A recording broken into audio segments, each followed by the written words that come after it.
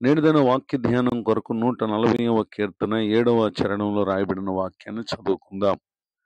ప్రభు అయిన యెహోవా నా రక్షణ దుర్గము. చదవబడిన ఈ వాక్య భాగంలోని దీవెన నా ప్రియులకు మీరందరూ పొందుదురు గాక. మన ప్రభు అయిన యేసు క్రీస్తు వారు తన యందు విశ్వాసం ఉంచినటువంటి వారు తాము ఎదుర్కొనే శోధనలోనైనా, సమస్యలోనైనా, అపాయంలోనైనా, విపత్తులోనైనా ఎంత మాత్రం వారిని విడిచిపెట్టక తానే వారికి రక్షణ దుర్గముగా ఉండేటటువంటి దేవుడు. యెషయా గ్రంథం 12వ అధ్యాయం 2వ వచనంలో, ఇదిగో నా రక్షణకు కారణభూతుడగు దేవుడు, నేను భయపడక ఆయన నమ్ముకొనుచున్నాను.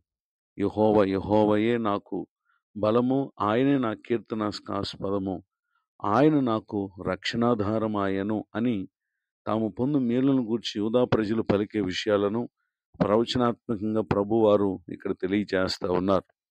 ఈ మాటలు వింటున్నటువంటి నా ప్రియ సహోదరి సహోదరులు, ఎందరైతే రక్షకుడైన యేసు క్రీస్తును ఆశ్రయిస్తారో ఆయన వారికి రక్షణ దుర్గముగా ఉంటారు. పరిశుద్ధ గ్రంథంలో రాయబడిన ఒక సంఘటన మనం పరిశీలన చేస్తే, ఎజ్రా గ్రంథము 8వ అధ్యాయము 21వ వచనంలో, ఎజ్రా దేవుని సన్నిధిని మమ్మను మేము దుఃఖపరుచుకుని మాకును మా చిన్నవారికి మా ఆస్తికిని శుభ ప్రయాణం కలుగునట్లుగా ఆయనను వేడుకొనుటకు అహావా నది దగ్గర ఉపవాసం ఉండుడని ప్రకటించినటువంటి విషయాన్ని ఇక్కడ మనం చూడగలం.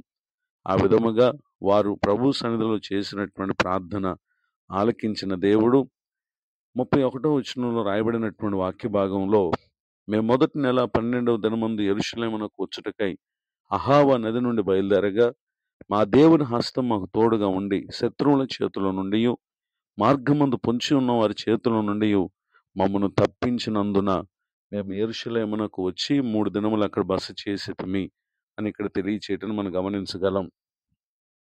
నిజమే, వారు దేవుని సహాయం కొరకు ప్రార్థన చేశారు.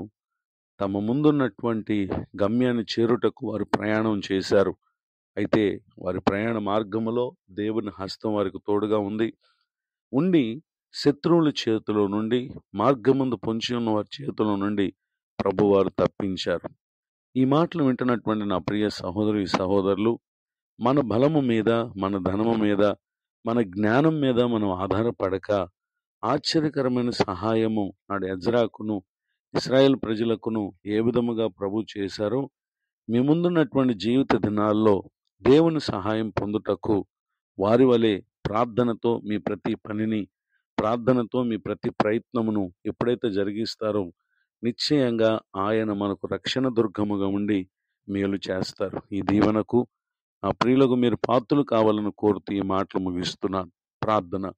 కృపగలిగిన మా తండ్రి, మీ కొందనాలు నేడు విన్న ఈ మాటల ద్వారా మా ప్రియుల ఆత్మకు నూరంతల మేలు కలుగును గాక. దైవజనులను వారు చేస్తున్న సేవా పరిచర్యను మీరు దీవించి ప్రతి పరిచర్య కార్యములన్నిటిలో కూడా నూరంతల కార్యాలు పరిశుద్ధాత్ముడా మీరు జరిగించండి. నూతన సంవత్సర దయాకిరీట నిధనం పొందిన ప్రియులను మీరు దీవించండి. కృపాక్షేమములతో అందరికి మేలు కలుగు చేసి కాపాడమని యేసు క్రీస్తునాలు ప్రార్థిస్తున్నాను తండ్రి. ఆమేన్. తండ్రి, కుమార, పరిశుద్ధాత్మ దేవుడు తోడే నడిపించును గాక. ఆమేన్.